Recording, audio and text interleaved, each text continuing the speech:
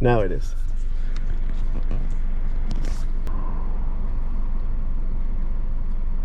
That's not bad. It works. Cool. The full head of hair is in it, which is like What you want? exactly what you want with Gus's hair. I tried to get my hair to be luscious today. Can you tell? Am I doing the intro or are you doing the intro? You, because I don't remember what we said. Okay. I just know when my name comes in. All right. That's good. Bang, you're right. Driving is gonna be Right? It like gets your brain off of what we're doing. This is gonna be fun. Oh man. This is gonna be a fun experiment in vulnerability, Gus. Are you ready to tell me all your darkest secrets? Are you ready to hear it? Oh yeah. I don't think you're ready. I was born ready. Just kidding. I was born. Sorry, I was born premature. Oh my god. Okay. So, welcome to UNSAID, a space for conversations we never had. This is episode 1, Wrestling with Offense. Gus's story, specifically talking about offended with leadership. Yes. So, you are? I'm which I think you missed it, right? I did miss it. I'm Gus. And I'm Ilse. This is UNSAID. Yes. If you didn't catch that. Welcome. And we set it up on purpose so that whoever's sharing their story, their heart, is the one driving. Yep. Because I have to focus on driving and not necessarily on what I'm saying. Exactly. So what comes out is Super raw, Gus. yes, It's gonna be good. for the most part. So Yes. it's gonna be good. I'm excited. I mean, this is a kind of a hard conversation, I think, because we're talking about dealing with offense. And I think that that's something that is kind of hard to name in the church. But I think offense, even if our experiences with it are super different, Yeah. the feeling is the same. Yes. Of like this feeling of indignation, almost anger. Well, not almost anger, it is anger, like frustration, like wishing that things were different and feeling a little bit gypped or a little bit like things are not as they should be and that's not okay, you know? Right. What else would you say offense is? Man, I think it causes a lot of jadedness where it's like a turn off to things that you're in the midst of. So like for example, the majority of my offense happened in the church. Yeah. And so there could be this turn off to, you know, and I've seen many people have that response, I hate church, I hate the church, or forget it, like those people are hypocrites, all these things, you know, and so they can cause a lot of that. I had some of those thoughts, I wouldn't say all of them, but I could see how easy it is to land on those thoughts. Yeah. So fast and so easy. That totally makes sense. So let's talk about that. So offense within the church, specifically, I think with leadership or how they dealt with like situations. Like, what was that like for you? How did you feel? If I could, even before getting into that, I think what's crucial, I don't know, I usually like to lay down disclaimers before I say things. Sure, go for it. Because I'm gonna talk about me. Okay. And I'm not gonna try to defame anyone or anything, because that's not the point of this conversation. Right. But if we're honest, when it comes to leadership in the church, we automatically, as soon as I step into the church, I automatically have high standards for the people that are leading. Yeah. And for the most part, some of them are good, but most of it could be unrealistic. Yeah. Does that make sense? Yeah, no, I think that's a huge thing with offense, because a lot of times offense happens when the reality is not what we expected. Like, we expected something. Usually we expect it, for example, in Christianity, I think we expect Acts 2, you know, like believers, like loving one another, selling all their possessions. Which we will be there one day. Yeah. Like but we want that. Like, that's the heart. And so even like we get saved and we get into church and we think like, these people are amazing. They're going to love me and they're going to like love all my weaknesses and my brokenness is not going to be disgusting to them, but they're actually going to like really embrace me wholeheartedly. And when that doesn't happen, and these are not bad expectations, but when that doesn't happen, we experience disappointment. And if it keeps happening, then our disappointment, I think, sometimes turns into offense. Right. Because it feels like, how come no one is getting this right? Or how come no one else sees what I'm seeing? Or no one else is treated the way that I'm treated? Kind of thing, right? Like, offense can be a lonely place because you feel like you're the only one, and you feel like you can't even talk about it because everyone else seems to be kind of okay with it. Right. I don't know if that's how you felt, but that's just like what I think offense is like. Yeah, because I tend to like share my heart. Like if someone's really asking me, I try my best to be an open book. Yeah. At the same time, while being conscious of not like defaming someone, which, let's be honest, it could be hard on this subject of offense and bitterness and anger and all that stuff, and like it could be very hard to not mention names and not mention places or people or specifics to like the details of what really happened. Yeah. But I think one of the ways that it started for me, and I think it started for a lot of people that I've seen, even when I was leading or in other places that I hear, is that I stepped in to my church and I filled in a gap that didn't exist, or people were trying to fill. Yeah. And so, at least for me, it was this like, oh, you are the guy that could fill the position that we've been wanting to, and we didn't even know you were here. Yeah. And so it could be like this, like, psh, like the spotlight's on you. Yeah. You are the answer to our prayers, or to our problems, right? And let's be honest, it feels good. To be the one that is like the savior of the moment. Like, you needed a keyboard player, boom, here I am. Oh, you don't have a media department, or whoever was there left. Here I am. Like, you know, and so I did that as well in some other areas and things like that, right? Like filling in the gaps, or I saw our pastors like didn't have somebody leading these areas, and because I wanted to help, I volunteered. Like, all right, I'll do that. And I'll lead that until someone shows up. And for the most part, nobody really showed up. Exactly. But so that's how it started for me. I think it felt like this, like I was filling in gaps, and so I was being recognized or noticed or acknowledged, and it felt good because I don't think this is just me, but I think that the majority of us who land on offense and bitterness, we have this place in our heart that is void, right? And then we find that place, whatever it might be. For some of us it's work, some of us is church, some of us is a relationship with someone. And that relationship or that place fills in that void, and because it's happening, I'll throw myself at it 100%. Like, I'll do what you're telling me to do. Does that make sense? But it's, I don't know, this is the way I've thought about it in some years past. It forms this type of I don't like using this word, so forgive me, but like the sort of like codependent relationship.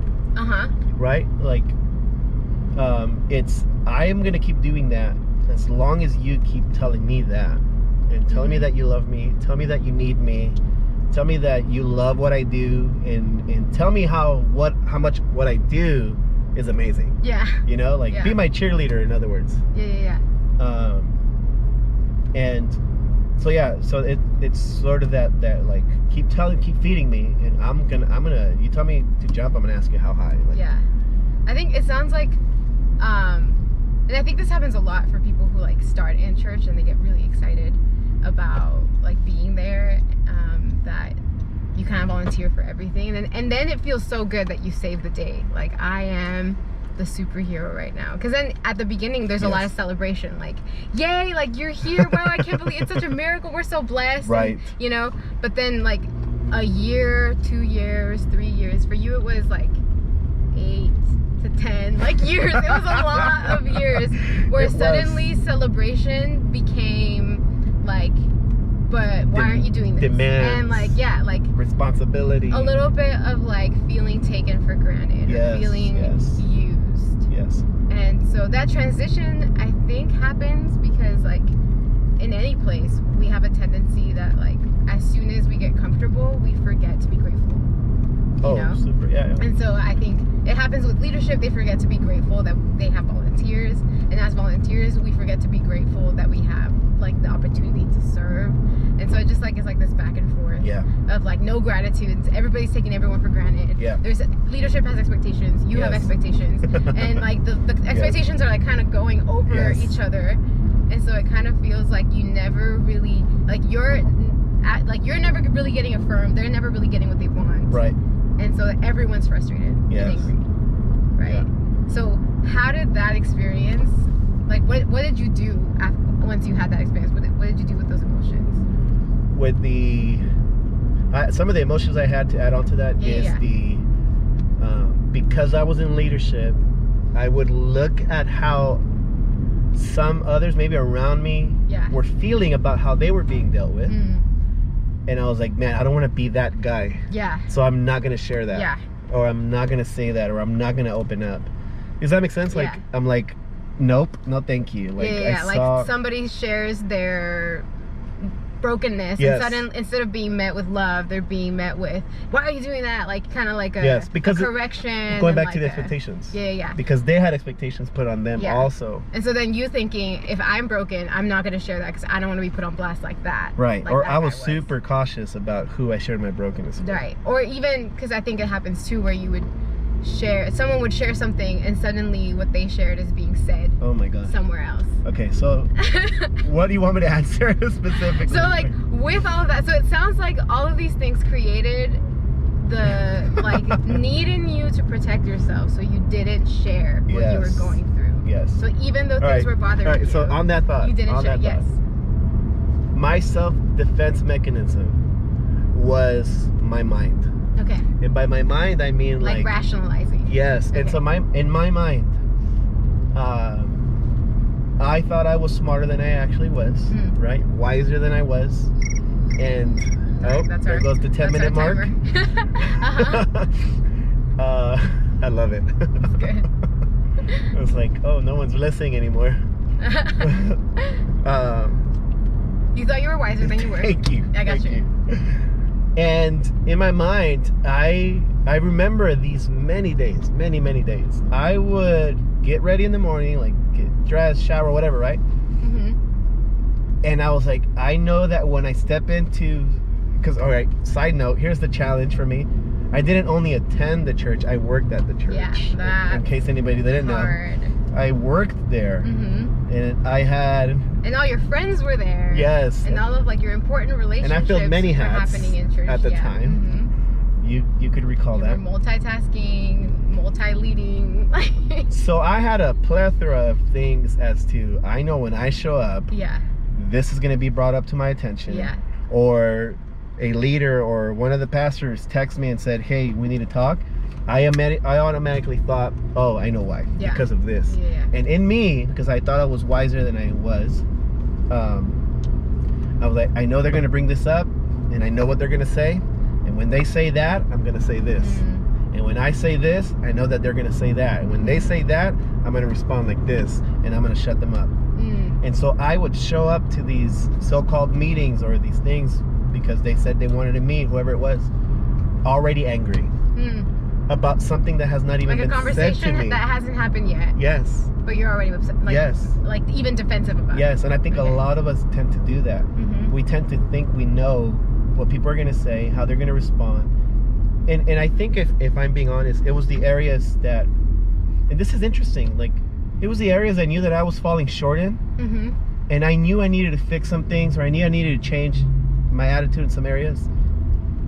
But when it came to it, it was easier to put the blame. I know that they're going to point that out. But it was actually in reality an area of me that I knew needed to change, but I wasn't changing it. But I think that's the issue. Yeah. Because I think that's the issue with like wanting to be the hero, or like performing, or like wanting to be affirmed, is that like, I don't want you to see my weakness before I see my weakness. Like I want to correct it and tell you that I corrected it, and show up kind of like with my stuff already done. Like I want to be like, yeah, I already knew that. Like, you know, kind of in the sense, not so much being defensive, but in the sense of like, I can do it. Like I want to continue to show that I got this kind of thing. I don't know if that's like how you felt, but I think sometimes when areas of weakness are pointed out to us, we want to beat them to the punch. We want to say like, I already knew that. I'm already on that. Like don't call me out on that because I already. And one of the reasons why I wanted to beat anybody to the punch was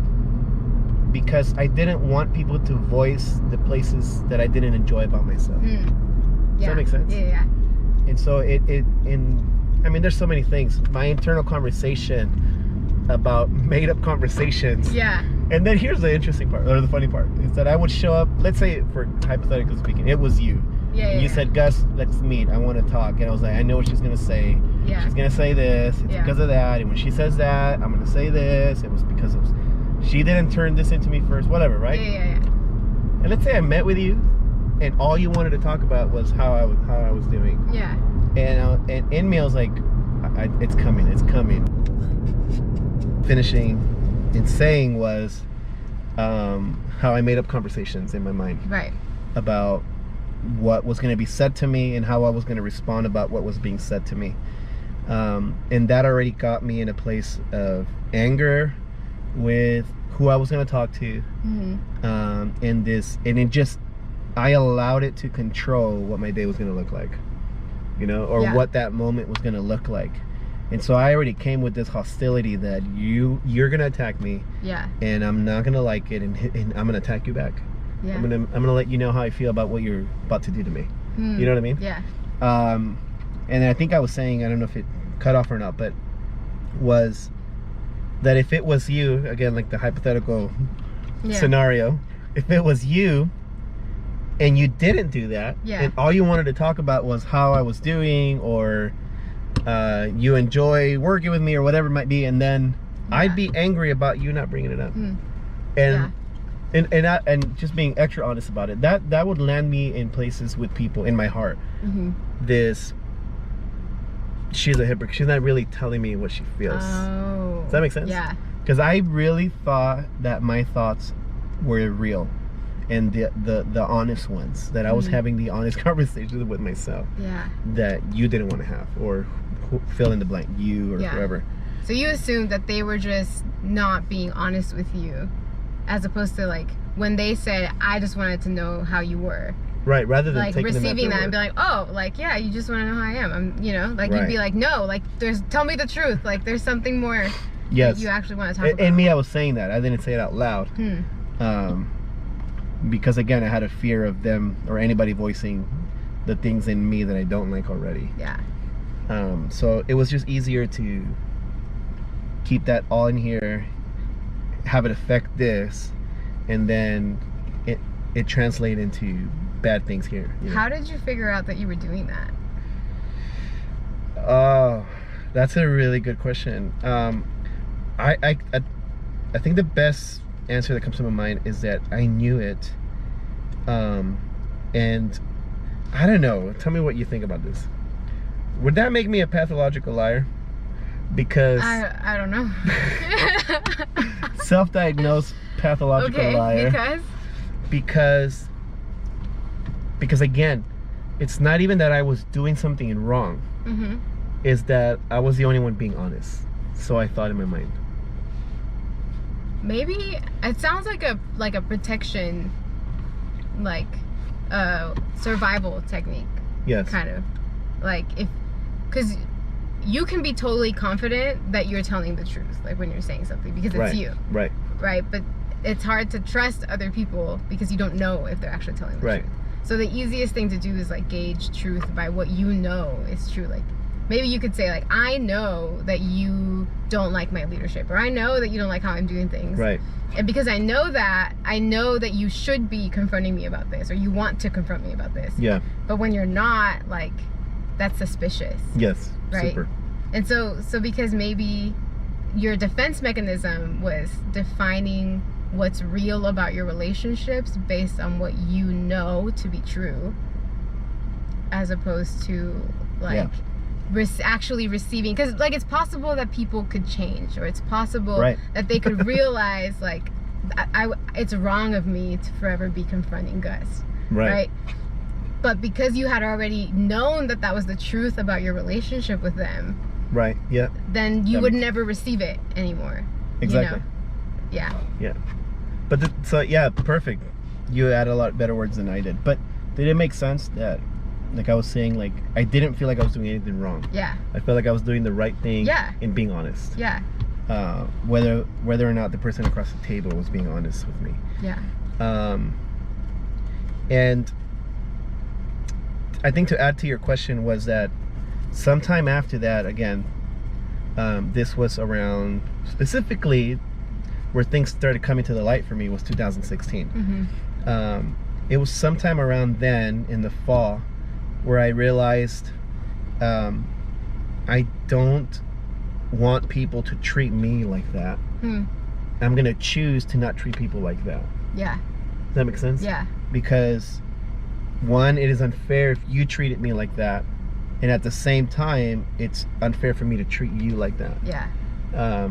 But in the hurt and the pain, one thing that comes with it is the self-entitlement. Like, I have a right to be angry or to hate you because of what you did. Yeah. Or what you said or how you responded. And I'm talking about legitimate things, which we can talk about as they come on in other episodes. But I've heard people be offended because a leader or the pastor walked by them and they so distracted they didn't say hi, and they're like, oh, that person doesn't want me here. Yeah. You know, I mean, I don't think I ever got to that place. I've been the person that walked by and didn't say hi, and then somebody was like, hey, you didn't say hi to me, and that was really rude, and I was like, I didn't even see you. But like, and then saying that makes it worse because you're like, what am I, chopped liver? And I'm like, I'm sorry. Like, I just, so I totally, know that. So I would say in conclusion to this, for my heart, and again, a lot of this is going to come up in future conversations, that the best and safest place that I had was, rather than looking for someone to talk about this with, because it would have been easy, that if we were honest, it'd be easy to go back to even people who I knew had left the church and were hurt and offended by similar things. I could reach out to them, and it would have been a horrible cycle of feeding off each other. Like, this is what happened to me. What about you? Yeah. Like, oh yeah, that person, or that person doesn't change, or whatever. You know what I mean? Yeah. I just thank God that I did not have those itching ears, as Paul would call it. Yeah. And I actually just kept it in prayer and in conversation with Jesus, which was the safest place I could have taken it. Yeah. And unfortunate for many people, they don't go there, to that place. And I'm grateful to the Lord that He set me up to be in that place, because I had given myself to the house of prayer. So it was not a weird, awkward place. Does that make sense? Praying was not like, well, that's not going to work. It was an actual, real place for me to conversate with the Lord. So He set me up good, and it hurt good, but it actually healed well. Does that make sense? Like, and so conversation with the Lord in prayer was the safest and the best place I could ever bring any of these things up. Even to the day when little things or big things happen. Let's say, again, hypothetically, if you did something to me today, I'm not going to land on what you did to me today. I'm going to land on who He is to me and who I am before Him. That's really good. Does that make sense? Yeah. Because you're just as broken as I am. You're just as in need of Him as I am. And I cannot hold it against you that in your brokenness you responded to me. Yeah. In that, out of that lens. I don't know if that makes any sense. Yeah. So anyways, it was a journey and a process, and it is good to know that Jesus came. Yeah, that's so that I could talk with Him. That's so good. Oh man. Yeah, so it sounds like the best, maybe, like, advice we can graft from your story is, like, resist the temptation to find people that are just as offended as you. With Him, because I love what you said, that Jesus is not offended with your offended heart. Yes. He could totally handle it. Yes. And I think that is permission that some of us don't have yet, of you can actually take all of your raw feelings and all of the complaints and all of the things that you have seen, the injustice maybe that you witnessed, and put it before the Lord, and He is not overwhelmed or surprised or disappointed in you for having those feelings. Yeah.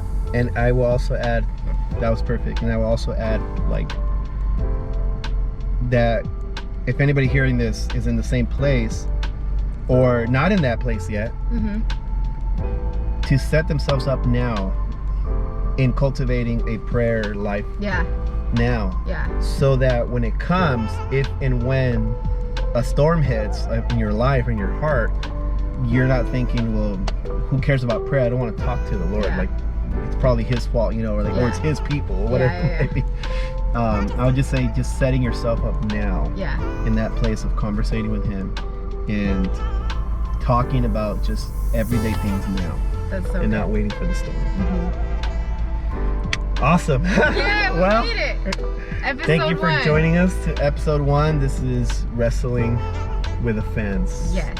My story. And coming up next, on the next episode, is Wrestling with a Fence. My story. Ilse's story. Yay. But if you have a story and you want to share it with us, and we would love to read it, talk about it, create space maybe for healing. Yes. Maybe for your story to be heard. So I think a big thing with offense is our stories never got heard. Yes. So sure. if you have that, please email us at things@unsaidby.me. Yep. That's it. All right. And we'll catch you at the next episode. And they'll hit the alarm. There you go.